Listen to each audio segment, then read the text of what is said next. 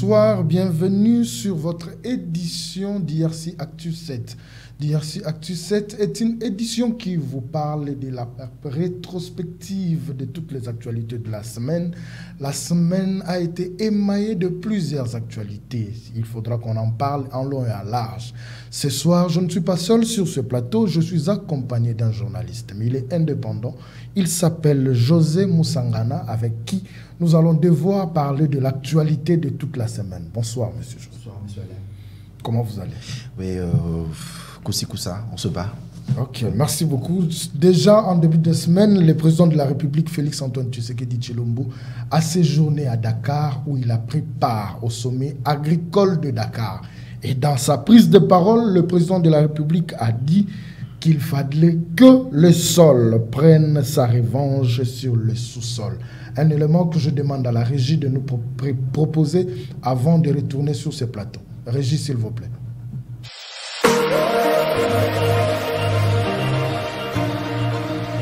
Pourquoi je voulais le diversifier? Évidemment parce que malheureusement notre économie dépend beaucoup des mines et les mines sont à la base de beaucoup de nos malheurs.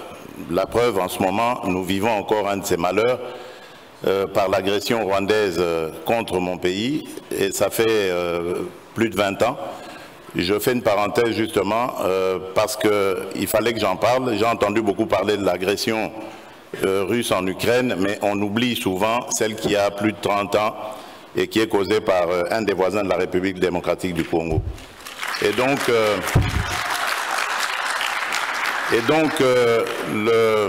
pourquoi est-ce que nous faisons ce choix? Parce que moi je l'ai titré comme ça par un slogan, la revanche du sol sur le sous-sol, pour sortir un peu de nos malheurs, parce que le sol a beaucoup de choses et peut-être même plus à offrir que le sous-sol. Et dans ce domaine, nous avons pointé plusieurs secteurs. Le secteur du manioc. Aujourd'hui, nous avons réussi à impliquer le manioc dans la fabrication du pain à hauteur de 10%. Cela nous a permis de faire des économies sur l'importation de blé, d'économies de l'ordre de 10 à 20 millions de dollars. Nous développons en ce moment des semences pour la culture du soja. Vous savez que le soja est très important pour lutter contre la malnutrition, mais également pour servir d'aliment pour le bétail. Nous faisons aussi dans la formation des moniteurs agricoles qui reçoivent un renforcement de capacité et qui, le moment venu, vont descendre sur le terrain pour encadrer les paysans. Nous avons mis un accent sur la mécanisation. Aujourd'hui, nous sommes en mesure de dire quels sont nos besoins dans ce domaine. Nous avons lancé un plan très ambitieux que nous avons appelé le plan de développement des 145 territoires. Ce sont les 145 territoires ruraux qui forment la République démocratique du Congo. Et ici, le but est de doter chaque territoire d'une brigade agricole. Et c'est à ce moment-là que ces moniteurs iront auprès des paysans pour les aider à maximiser leur travail et leur profit. Évidemment, nous mettons l'accent sur la jeunesse en développant des agences d'appui ou de garantie pour l'entrepreneuriat des jeunes et des femmes. Aujourd'hui, nous sommes en mesure de dire que ces deux catégories de la population sont accompagnées.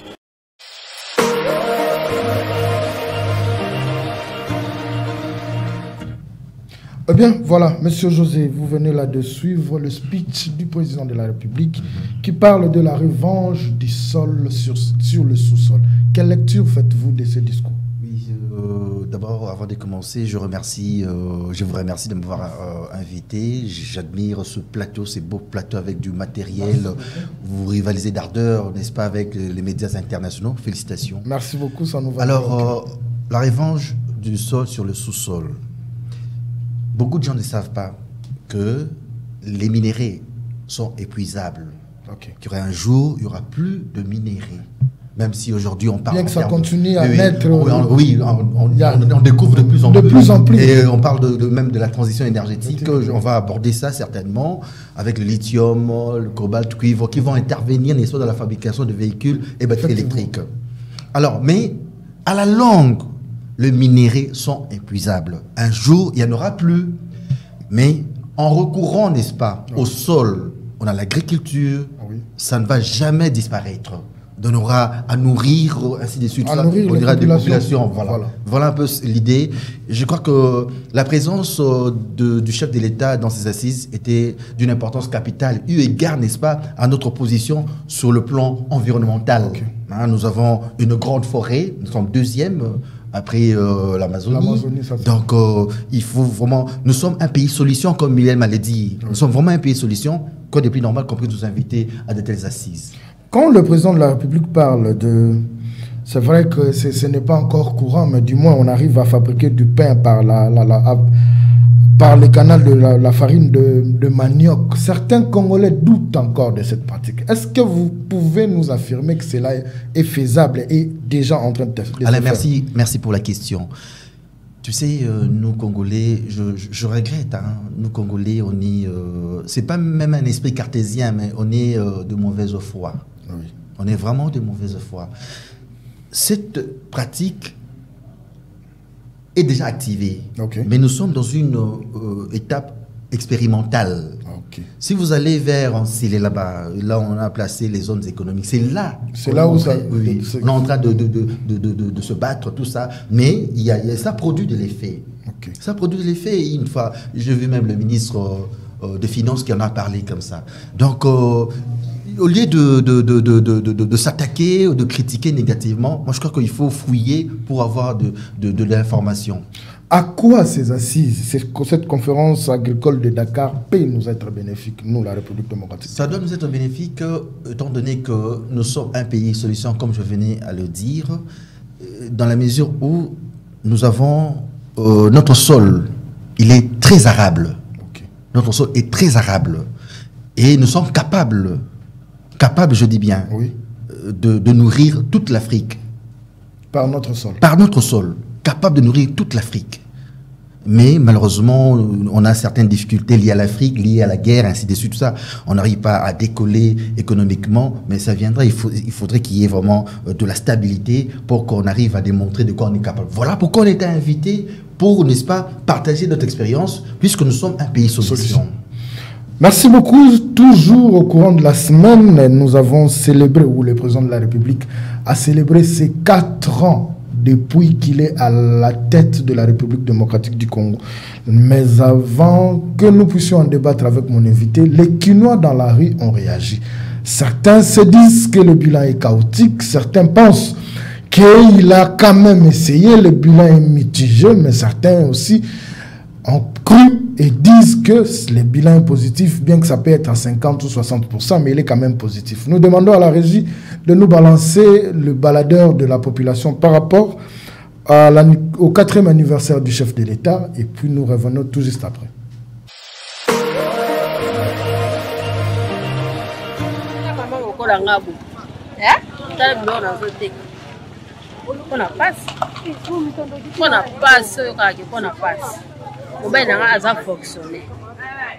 Ça l'est bien, ça mboka yasa kudai mboka kufi sikwa yeko bomba ngo société bato eza bien te net na ko mukolo mo na ko mukolo fana fana place moko bana pe basi bazwa diplôme bazwa musala asa nini basala kwa basunga ngai bon pona nga ilo na sepela na idée à chef de l'État parce que azo telemela makambo est va besoin bitumba est ici là pour depuis kala ba bunda ba bomaka ba congolais na est kuna do bazo nyokola population na ba soki na ba nito ka ba M23 ba Rwanda chef de l'État boya ki makambo wana zo telemela ngo ana besoin kimi kota na mboka mobimba Congo pour la sociale mboka ana besoin kimi kota na est so kimi kota na est na otala sociale mboka mobimba yango comme azo telemela makambo ya est ana besoin kimi kota na mboka yo na festé chef de l'État ata bato bazoloba ke badola remati biloko eza chef biloko ezomata mais lokola chef de l'état aza na besoin ekimi na este kota avatala social ya mboka ele na fete chef de l'état yango wana. Bon, pour na bilan mokonzi mboka ninga dirige biso pendant 4 ans mandat ne elingi koka namoni bilan ne vraiment est négatif parce que biso to abilenge toki ke babi mboka na biso ekufa depuis kala mer eloko ekufa so depuis 50 ans jamais ko bongisa na 4 ans et lion mata ko obongisa ba makambo mususu. Mais pour nous, nous avons kimi kota na este baba ndeko na biso tant makila congolais et tant c'est que makila na ngape tant.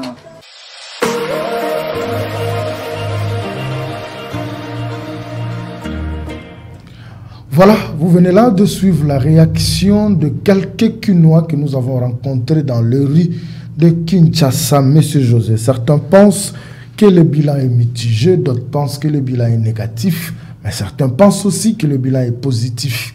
Vous, en tant que journaliste, quelle analyse faites-vous de ces 4 ans du président Félix-Antoine Tshisekedi Tshilombo à la tête de la République démocratique du Congo? Alors je dirais objectivement, il y a des choses qui marchent et celles qui ne marchent pas. Mais j'aimerais d'abord, avant que j'aborde cette question, j'aimerais que nos esprits regardent en arrière. Sous Kabila, parce qu'il faut partir de là. Notre budget était de l'ordre de 4 milliards. Okay. Mais avec Félix Tshisekedi, c'est de 16 milliards. Okay. Donc il y a eu une évolution. Bien que certains disent que ce ne sont que des estimations. Non, ce ne sont pas des estimations. Il y a des régies des recettes. Certaines personnes pensent que... Je vous laisse la parole, mais je réfléchis avec vous. Non, vous m'arrachez la parole. Certaines personnes pensent que c'est vrai que c'est 16, quelques milliards, mais du moins le résultat, le retombé dans le panier de la ménagère ne se fait pas suivre. Est-ce aussi un problème qui fait que le bilan du chef de l'État soit un peu mitigé comme certains le pensent? Bon, je dirais que qu'est-ce qui marche? Le chef de l'État, je parlais du budget qui est passé de 4 milliards à 16 milliards, même si on n'en ressent pas les retombées sur l'assiette, voilà. Mais il faut dire que des preuves sont palpables. Nos régies financières, DGRK, DGDA, ainsi de suite, vous avez au contrôle de tout. Qui s'est contrôlé. On a atteint un certain niveau.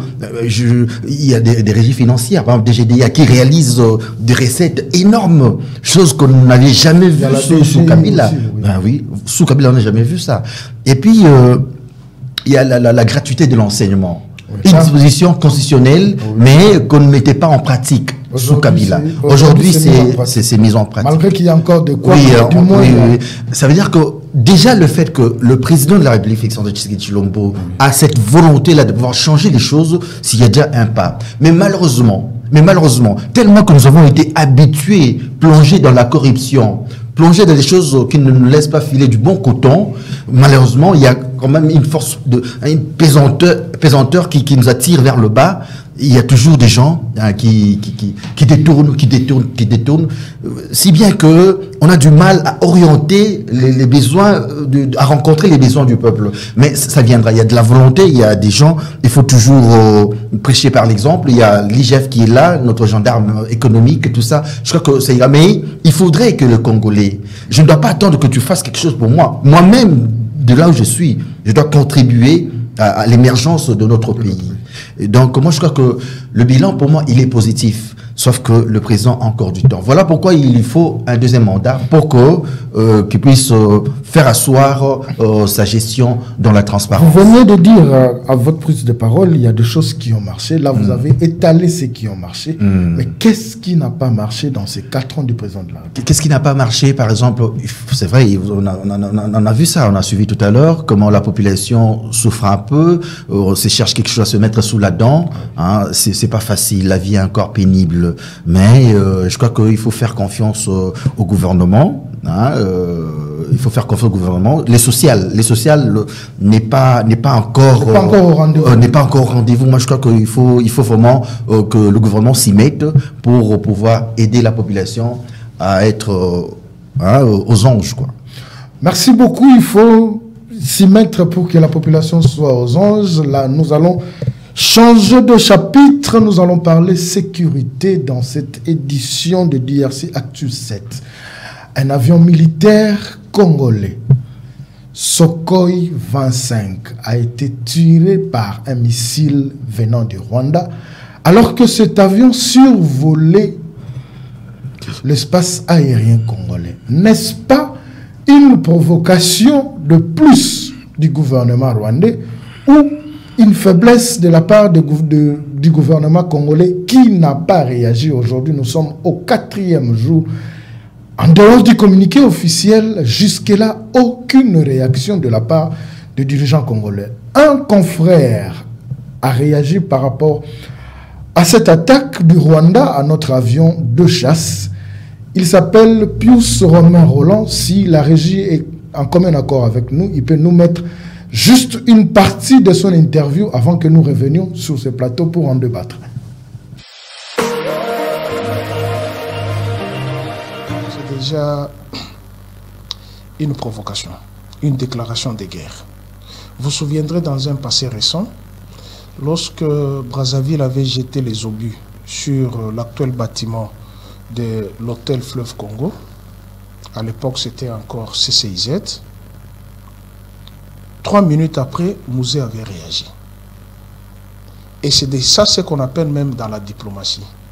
Il y a ce qu'on appelle la diplomatie de réciprocité, la diplomatie de respect. Mais ici, aujourd'hui, je pense que ça fait 72 heures que Sukhoi a été touché sur son territoire, dans notre espace, mais l'obus sort d'un pays pour abattre un avion. Heureusement, ça touchait l'aile sur son territoire et vite vous avez vu que l'avion a atterri à l'aéroport de Goma. L'inquiétude, c'est que notre gouvernement n'a pas réagi. Alors que c'est le Rwanda qui provoque. Ce n'est pas nous qui provoquions le Rwanda. Depuis la nuit des temps, ça fait plus de 20 ans, c'est le Rwanda qui cherche des problèmes au Congo. Nous ne sommes plus au moment, comme j'entends parler la diplomatie agissante à dimanche. Non, non, on en a tellement souffert. Nous n'avons pas de problème avec les Rwandais. Je vais vous surprendre que l'ambassadeur Karega qui était ici, c'est mon voisin. C'est mon voisin à Kasumbalesa. Je parle sous contrôle de tout fils de la Sodimiko. Son père était notre médecin directeur. C'était depuis 1976, 77, 78. Mais à l'époque, Joseph Kabila avait quel âge? Quand j'entends certains aboyeurs dire que c'est Joseph qui nous a amené les Rwandais.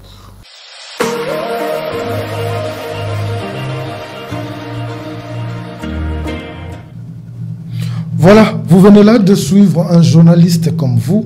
En ce qui concerne la sécurité des Congolais, c'est tout le monde qui réfléchit dans un même sens. Il a demandé à ce qu'il y ait réciprocité en termes d'actes posés par le Rwanda. Est-ce que vous êtes de même avis avec je le comprends parce qu'il s'est mis dans la peau de la population qui veut qu'on réagisse. C'est d'ailleurs le principe de réciprocité, c'est bien inscrit dans les relations internationales.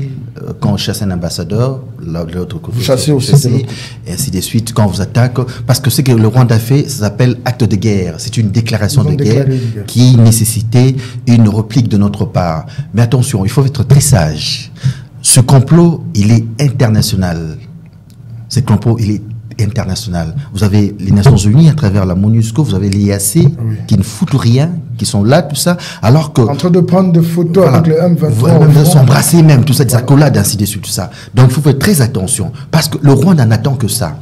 Le vrai problème, c'est quoi? Le vrai problème, c'est que Rwanda a construit une raffinerie d'or estimée à plus de 7 milliards de dollars. Et maintenant, il avait coutume de venir ici piller. Nous, dans son sous-sol, il n'a pas l'or. Il n'a pas de minerai. Il vient puiser chez nous, mais à travers des groupes rebelles, ainsi de suite, tout ça, pour aller vendre tout ça, ainsi de suite, tout ça. Ils avaient un deal. Le Qatar pensait que le Rwanda était producteur de l'or. Alors, à sa grande surprise, ça fait un bon bout de temps, depuis que Fachi a instauré l'état de siège, les choses ne marquent pas. Ne marche pas, tout est bloqué, les robinets fermés, ainsi de suite, ça.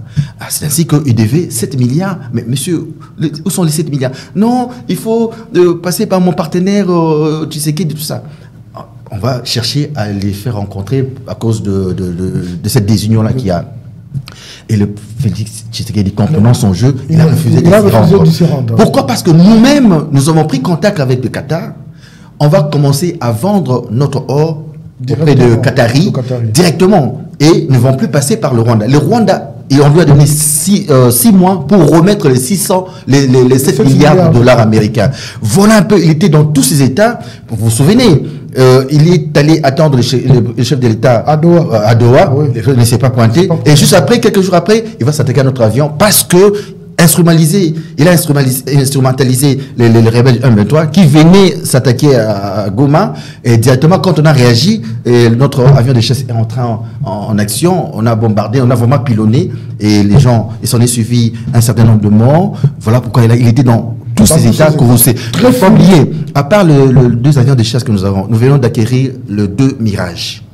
Donc, il y en a 4 maintenant, 4 avions de chasse. Donc, ça veut dire que, quelque part, on n'est pas là en train de contempler, on se prépare. Mais il faut faire très attention. Vous avez suivi Anthony Blinken, qui est le ministre des Affaires étrangères, qui a téléphoné au chef de l'État. C'était la veille, parce que le 15, le M23 devait se retirer de tous les territoires. De tous les territoires. Comme le 14, l'accord de Luanda. Alors, la veille, il y a Anthony Blinken qui l'appelle, non, il ne faut pas intervenir, on va faire des pressions sur Kagame, et ainsi de suite. Ça. Il y a un complot international, les multinationales. Mais quelle position prendre la République démocratique du Congo doit prendre quelle position? Quelle attitude nous devons afficher par rapport à tout ce qui nous entoure? Alors, nous savons que c'est un complot. Il ne faut pas gérer l'État dans les émotions, parce que tout le monde savait que non, sur le plan international, là, on savait que non, c'est la RDC qui entretient les FDLR, tout ça. Mais aujourd'hui, Félix Tshisekedi a eu cette sagesse de brandir Kagame comme étant auteur du malheur congolais. Auteur du malheur congolais. Tout le monde le sait. Est-ce que cela suffit? C'est déjà un pas, parce que grâce à cette diplomatie, on a pu lever l'embargo qui pesait sur nous, le régime... Mais les faits ne se font pas suivre. Nous voulons voir l'achat des armements pouvant nous mettre un peu à l'aise. Oui. Mais jusque-là, ça ne suit pas. On va en arriver parce qu'il y a beaucoup de paramètres.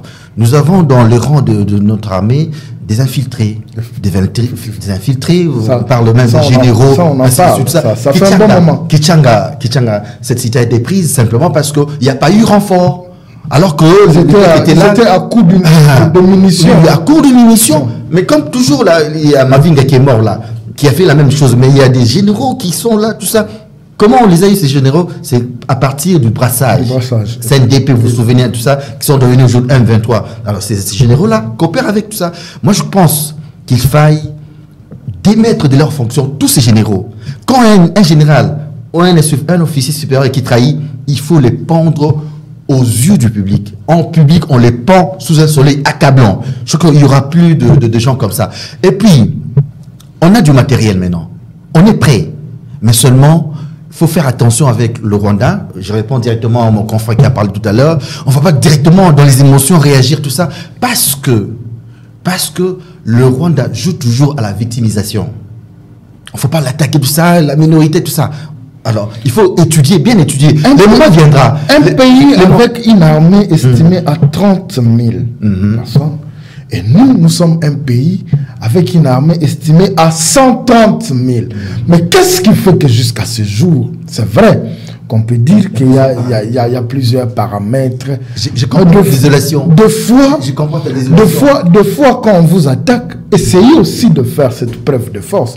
Mais nous ne le faisons pas. Il y a un gros effort qui est mis en place. Mais malheureusement, il y a quand même on venait de parler tout à l'heure là un problème d'approvisionnement, c'est-à-dire qu'il faut du renfort, de munitions, ainsi de suite, tout ça. Donc, à la chaîne de décision, il faudrait vraiment mettre des compatriotes, des Congolais, des pères et des mères, là je reviens. Mais il faut aussi un peu de sagesse, parce que nous faisons l'objet du complot au niveau international. Mais à l'allure vont les choses. Moi, je crois que c'est le peuple qui doit dire ce qu'il désire auprès du chef de l'État et instruire le Parlement. Le Parlement doit nécessairement déclarer la guerre contre le Rwanda. Comme ça, il y aura du respect.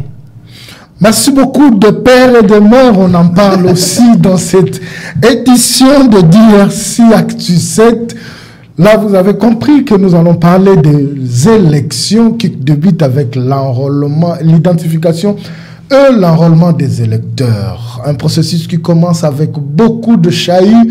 Certains disent que le départ est mauvais, c'est que l'arrivée aussi sera mauvaise parce qu'ils sont mal partis et certains pensent que une certaine opinion proche du pouvoir pense que c'est de la peur du côté de l'opposition. Qu'est-ce que nous devons dire? La rue où les Kinois rencontrés dans les rues de Kinshasa ont réagi par rapport à 25 jours que la CENI a dû accorder pour l'identification et l'enrôlement des électeurs. Nous écoutons d'abord ce que les Kinois ont dû penser et puis nous revenons tout juste après.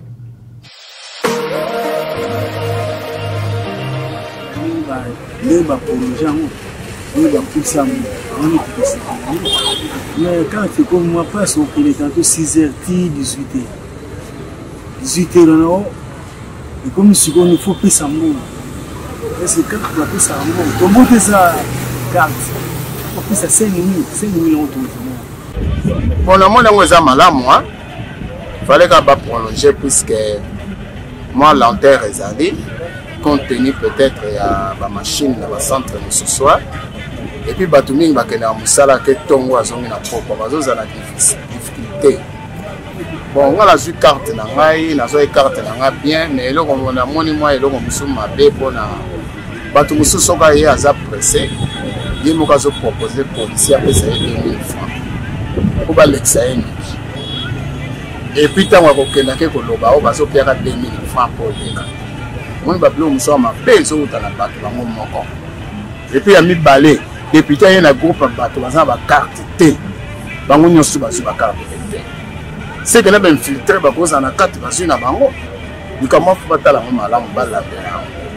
depuis qu'il y a un bateau, il y a un groupe de bateaux. Il faut baser une carte de lecteur et à Kala. Baser bien identifié. Baser une carte de lecteur à Kala. Et là, on est sur la Sakya Congolais. À côté de député à qui a voté. Dans une déclaration lue par Esaïe Mombilo, responsable de la structure, la société civile congolaise de l'Afrique du Sud fait constater quelques faiblesses de ces processus d'enrôlement, dont le manque de sensibilisation et la longue distance à parcourir. Et pourtant, nous constatons qu'en Afrique du Sud, le seul centre retenu est l'ambassade de la RDC à Pretoria. Ce qui oblige les Congolais voulant s'enrôler à parcourir jusqu'à près de 1300 km en aller simple pour atteindre le centre d'enrôlement. Cette situation constitue, sans le dire, une discrimination des Congolais vivant dans la diaspora. Cette situation pousse malheureusement ces Congolais de la diaspora à déduire ce qui suit. Cet éloignement de l'unique centre d'enrôlement par rapport au lieu de résidence des Congolais aura pour conséquence directe un faible engouement au processus et par conséquent un nombre très faible d'inscrits. Le fait pour la CENI de ne prévoir qu'un seul centre d'enrôlement, et ce à Pretoria, aura une incidence financière considérable sur ceux des Congolais vivant dans d'autres provinces.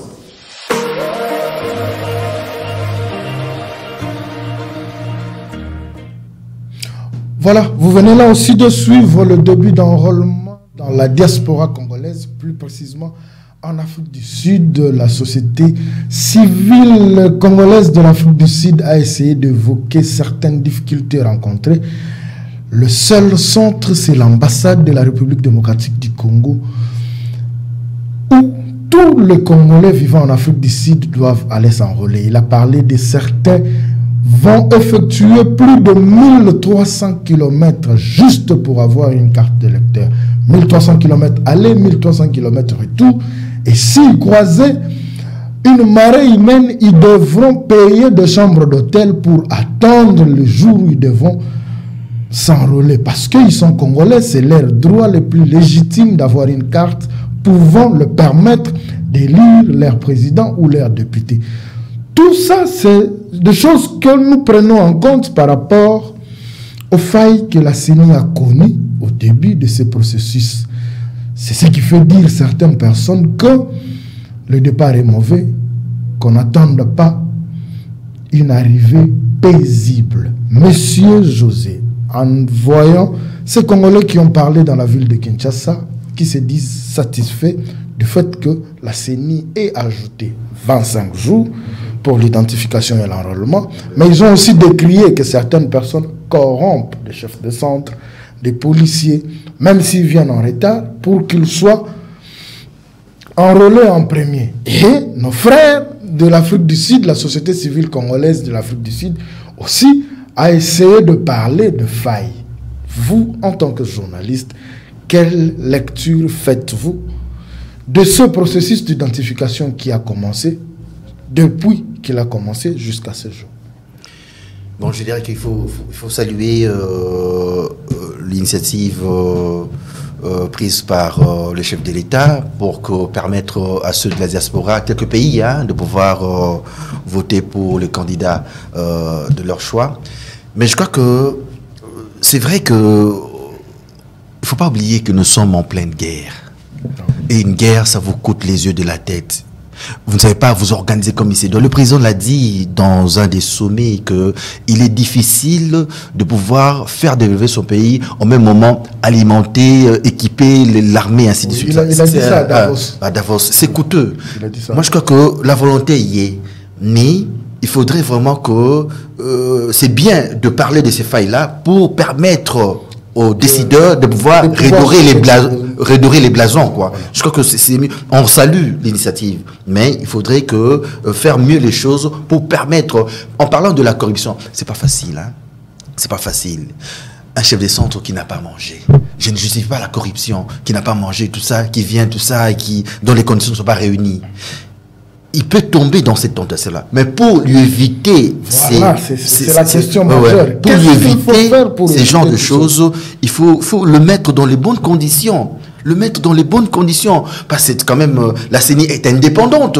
Vous imaginez le jour des élections, quand on est devant un chef de centre qui n'a pas pu se mettre quelque chose sous la dent, on peut le corrompre facilement. Pour un candidat, il peut changer les résultats. Donc il faut parer à ces genres de choses. Donc il faudra que la CENI prenne ses responsabilités, donc gérer ça, tout ça, mettre ses agents dans leurs conditions, dans les bonnes conditions pour s'attendre à des résultats escomptés. Pour s'attendre à des résultats escomptés. Mais tous les cycles électoraux que nous avons vécus, 2006, 2011, 2018, après publication de résultats, il y a toujours eu contestation. Que doit faire le bureau de la CENI actuelle pour que, après publication, que nous ne puissions plus vivre ce que nous avons vécu? À l'époque, en 2006, c'était Kabila Bemba. En 2011, c'était Kabila le fait Etienne Tshisekedi paix à son âme. En 2018, c'est Fayoulou qui se revendique président, mais la CENI confirme, et la Cour constitutionnelle confirme Félix Tshisekedi. Tout ça, est-ce que ce bureau de la CENI n'a-t-il pas tiré de leçons pour que le 20 décembre, après élection, que nous ayons des résultats qui ne vont pas nous amener des contestations en contestation? Je dirais que l'animateur principal de la CENI, M. Kadima, est rodé en la matière. Je crois qu'il faudrait que des choses s'effacent dans la transparence, vraiment dans la transparence. Est-ce que vous savez que, c'est ma lecture, hein, la plupart des opposants ne veulent plus des élections parce qu'ils se savent déjà éliminés au départ. Et c'est le langage que tient Paul Kagame. Il vous dit non, il cherche la guerre, tout ça, il me provoque pour qu'il ne réalise pas des élections dans son pays, tout ça. C'est simple, c'est le même langage. Moi, je crois que le gros défi, c'est pouvoir réaliser ces élections et qu'on arrive aux résultats finaux. Moi, je crois que c'est possible. Mais seulement, il faudrait que tout le monde y travaille. Il faudrait que tout le monde y travaille. Voilà, il faudra que tout le monde y travaille. C'est le souhait de tout le monde, avoir des élections libres, crédibles, transparentes, mais surtout à la fin, apaisées. Parlons sport dans cette édition de DRC Actu 7. La rédaction de DRC Info a essayé de réfléchir sur le sport congolais, mais plus sur le football. Ça fait un bon moment dans toutes les équipes de football, U23, Léopard A', le Léopard Senior, nos clubs, le résultat ne suivent plus. Qu'est-ce qui ne va pas dans ce milieu du football congolais? Ce sont les dirigeants qui sont mauvais, qui dirigent mal, ou ce sont nos équipes qui ne fournissent plus d'efforts pour être à la hauteur? 2 reportages ont été tournés. Un, c'est la rue, les Kinois ont parlé, et un autre reportage, c'est un analyste sportif, un confrère de Bossolo Télévision, qui a essayé de faire voir les grandes lignes de ce qui faisait que le football congolais patauge à ce jour. Régie, je vous demande de nous proposer ces 2 éléments et puis nous revenons tout juste après.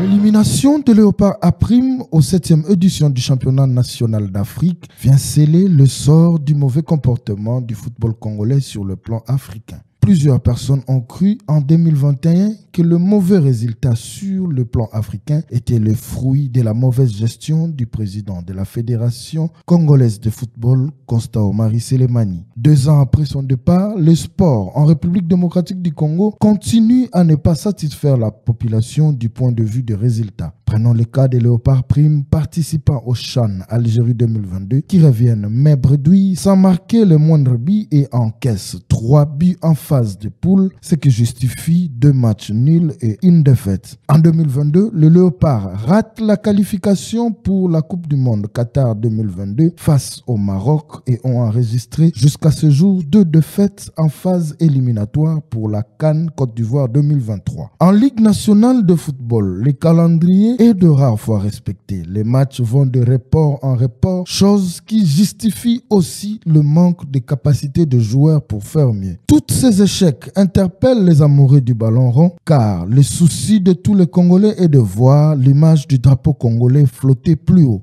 En fait, les problèmes du football congolais n'ont pas commencé après le départ d'Omari.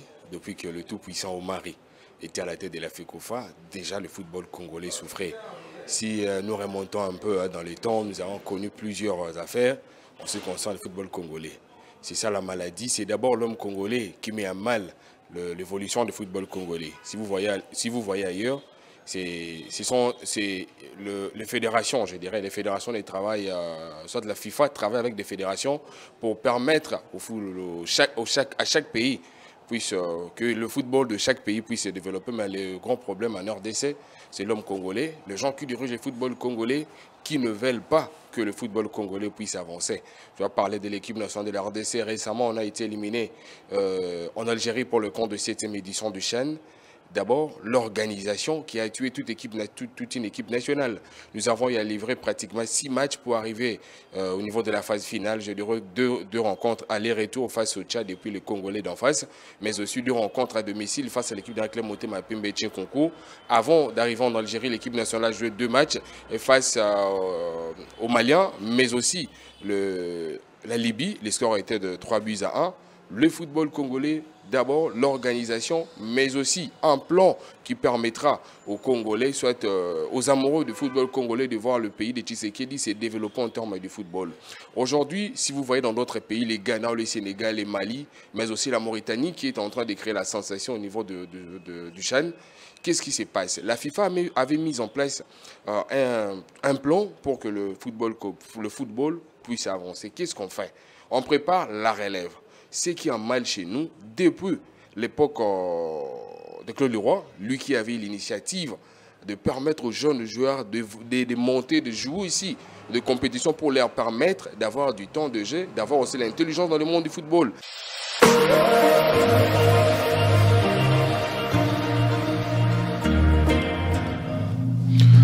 Voilà, Monsieur José, nous venons là de suivre le reportage sur le Léopard ou le football congolais. Il y a notre confrère journaliste qui a dit que c'est plus un problème de nos dirigeants qui n'anticipent pas, ils ne réfléchissent pas sur les équipes d'âge.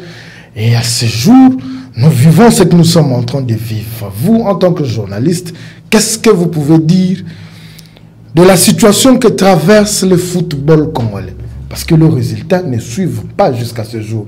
Et les répercussions vont même jusque dans nos clubs. Alain, pour te dire vrai, je suis très déçu. Tu vois un peu le Chan, notre... 3 matchs joués, 0 but marqué. J'attendais seulement 2 points et 3 buts j'entendais encaissés. parler. Je n'ai pas voulu suivre parce que je suis quelqu'un d'émotion. Je risque de partir et laisser mon épouse comme ça pour rien. Moi, je crois qu'il faille d'abord harmoniser. Tout ce qui va, harmoniser. Tout ce qui entoure le football congolais. Savoir ce que l'on veut. Quand on s'attend à une prouesse de la part de nos joueurs, il faut vraiment le mettre dans les conditions. Les mettre dans les conditions. Et puis au départ, est-ce que nous avons des écoles de foot? Ce sont des questions que nous devons... Est-ce que nous avons des écoles de foot? Est-ce que quand on a une compétition, la FECOFA, est-ce qu'il y a, parlons vrai, le championnat, notre championnat, est-ce qu'il existe? Ça se joue à Dondessi. Il y a des clubs qui refusent de jouer parce qu'ils sont en compétition internationale, interclub de la CAF. Et la Linafoot leur permet aussi de ne pas jouer un match de la Linafoot parce que, soi-disant, ils se préparaient pour les interclubs de la CAF. Mais il y a une autre question qui se pose. L'entraîneur Otis Ngoma, quand il n'était pas encore entraîneur d'une équipe quelconque de Léopard, c'est-à-dire I23, Léopard Aprime ou Léopard Senior, il était champion en critique. Mais il rentre main bredouille, c'est vrai, avec 2 points parce que nous avons fait 2 matchs nuls, des 0 buts partout.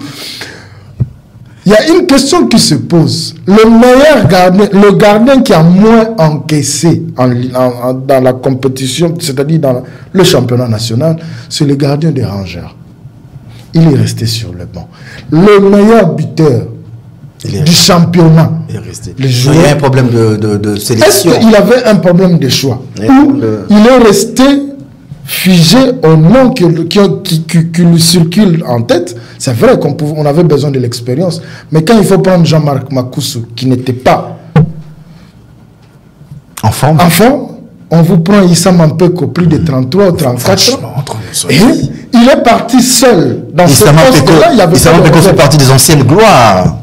Est-ce que l'entraîneur Otis a des compétences pour essayer de gérer une équipe nationale? Moi, je crois que cette sélection-là a été faite de manière complaisante. Il faudrait vraiment, il pouvait même consulter Ibengue, ainsi de suite, tout ça. Je crois qu'il a fait ça à la va-vite. Mais aussi, nous avons un problème de championnat. Combien d'équipes jouent, tout ça? Notre championnat a un problème. Je sais que M. Bondembe, c'est bas aussi, tout ça. Mais il faudrait aussi que tout le monde s'y mette. La FECOFA, l'INAFOOT, même le gouvernement. À chaque moment, pourquoi à chaque moment quand on va dans les compétitions, l'argent doit suivre? Pourquoi on ne peut pas ça, tout ça?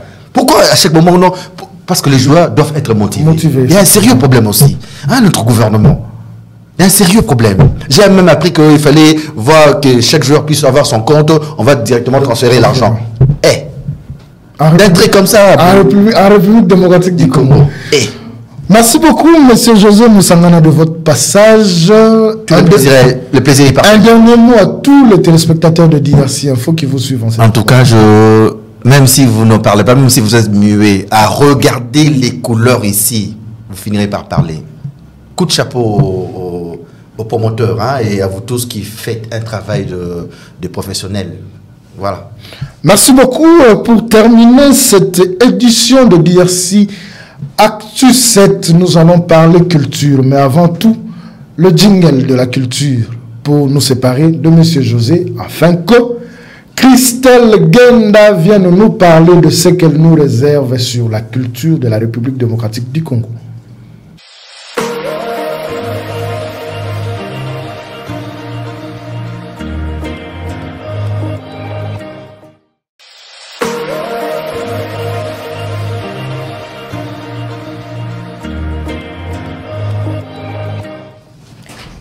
Voilà, merci beaucoup. Nous sommes vraiment à la fin de notre édition de DRC Actu 7. Mais avant de conclure, 2 sujets sur la culture.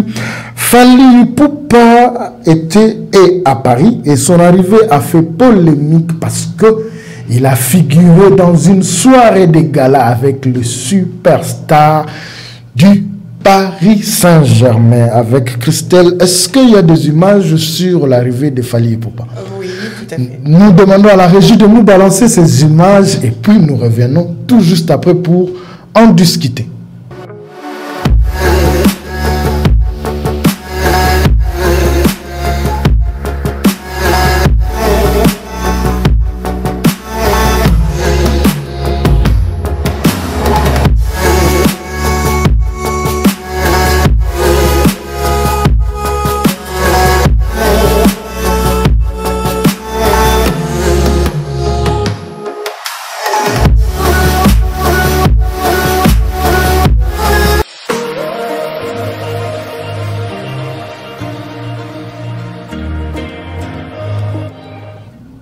Voilà, vous venez là de suivre la vidéo de Fally Ipupa avec le superstar du Paris Saint-Germain, Léo Messi, Kimpembe, Matuidi.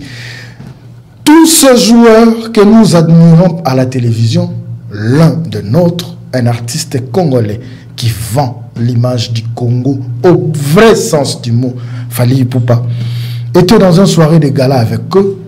Ça fait couler encre et salive. Vous pouvez nous expliquer de quoi il s'est agi dans cette soirée plutôt? Merci pour la parole, M. Alain. Déjà pour commencer, il s'agissait bel et bien d'une soirée des galas de charité organisée par une société ou une association des Strong 3R. Ok. Oui.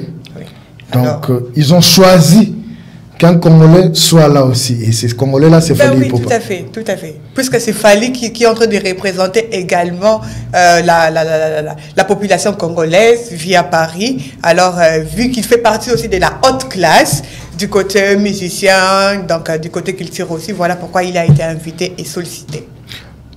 Qu'est-ce que vous pouvez dire de tout ce qui s'est dit à Kinshasa? Nous vivons tous à Kinshasa. Des gens qui appellent Fally Ipupa Mawelisa, c'est-à-dire quelqu'un qui aime se précipiter des événements. Alors là, nous sommes en image, nous voyons que ce sont des superstars qui viennent faire des accolades avec lui. Vous pouvez dire quoi de ces Congolais qui voient d'un sens négatif l'artiste Fally Ipupa? Déjà pour commencer, moi je veux dire à ces Congolais-là qui sont en train de se retarder pour des trucs, pour des futilités au fait. Il y a la vidéo. Donc, ils sont en train de se retarder sur des futilités. Parce que quand vous êtes là en train de parler de lui en mal, mais lui, il est en train d'avancer, il est en train de progresser. Alors, tant pis pour ces gens-là. Voilà, un deuxième sujet d'actualité, c'est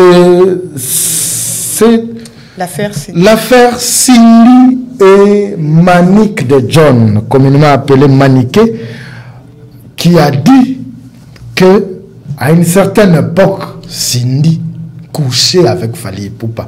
Et ça fait que Cindy réagisse dans les réseaux sociaux. Elle qui était dans l'université de Kara, des personnes qui ne parlaient pas, peu importe le sujet auquel on pouvait citer son nom. Mais cette fois-là, Cindy a quand même ouvert sa bouche pour parler et a dit à Manick de John, si elle a les épaules sur elle, c'est à la justice qu'elle ira tout dire.